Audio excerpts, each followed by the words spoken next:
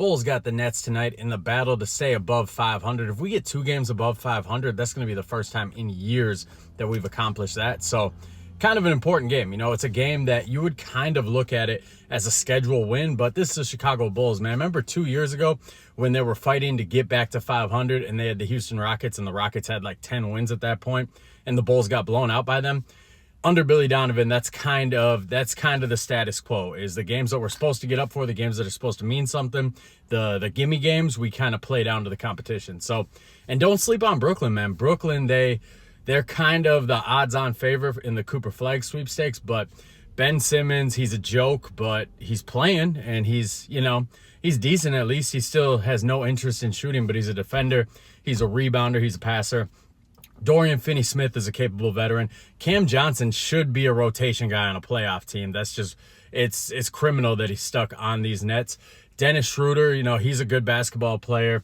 Nick Claxton, he was everybody's dream guy for the Bulls for a couple of years. They got good players, so this isn't a game that the Chicago Bulls can sleep on. So they got to get up for it a little bit. And it's early in the season, man. You don't want to fall asleep early in the season. We can't go 3 straight games starting out down 20. So 5 keys to victory tonight. Key number 1, who's going to start? So Zach LaVine, he dislocated his shoulder. He's questionable for tonight. I won't be shocked if he played because he finished out the last game, and he's tough as hell, obviously, to play with a dislocated shoulder. But personally, I'd sit him. And if he sits, what's the starting lineup going to be? I've seen a lot of people say we should slide Patrick Williams down to the 3 where Zach LaVine's been starting and start either Matas or Julian Phillips. I'm not really in favor of that. I would rather slide Ayo into Zach LaVine's spot. Let's let Ayo cook a little bit more. Let's see what that 3-guard lineup with Kobe White, Josh Giddey, Ayo Dosunmu looks like. Keep in mind, Kobe White and Ayo are 6'5", Josh Giddey's 6'7". So even though it's a 3-guard lineup, it's not a small lineup. So that's key number 1. What's the starting lineup going to be? Key number 2, who can win the battle of buckets between Kobe White and Cam Thomas? They are both very similar players. They are both guys that when they get hot, good luck stopping them. Both tend to fall in love with their 3-ball a little bit more, and both are at their best when they attack downhill and they draw fouls. So who's going to win the battle of the buckets? Cam Thomas might lead the league in scoring this year. He's really the only scorer Brooklyn has. Kobe White's got to pace him a little bit. Key number 3, the 3-point shooting. We have to keep the 3-point shooting up. Even if the shot isn't falling, you got to keep taking them. We got to keep this pace up. We got to try to run the Nets out of the building.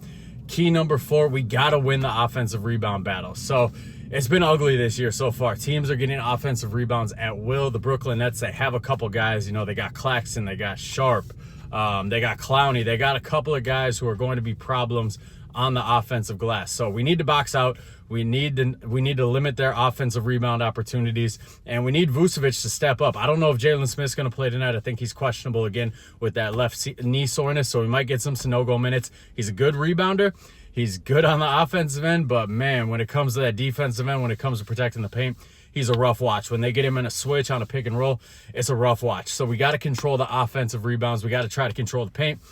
And key number 5, pace, pace, pace. Run them out of the gym. I said earlier one of my keys was keeping that 3-point shooting up. That's all good and dandy, but we got to keep that pace up. That 7 seconds or less offense, we got to keep doing it. Both of the comebacks, when you look at them, it's because the other teams got tired in the fourth quarter. The other teams could not keep pace with the Chicago Bulls. Clearly, whatever conditioning they were doing, during training camp, clearly it's working because they're just straight up outrunning these teams this year. So, like I said, this is on paper, this is a gimme game. This is a winnable game. This should be a Chicago Bulls victory tonight, but you never know with the Billy Donovan coach team what you're going to get. Let me know in the comments if you think I missed any keys, what your predictions are for tonight's game.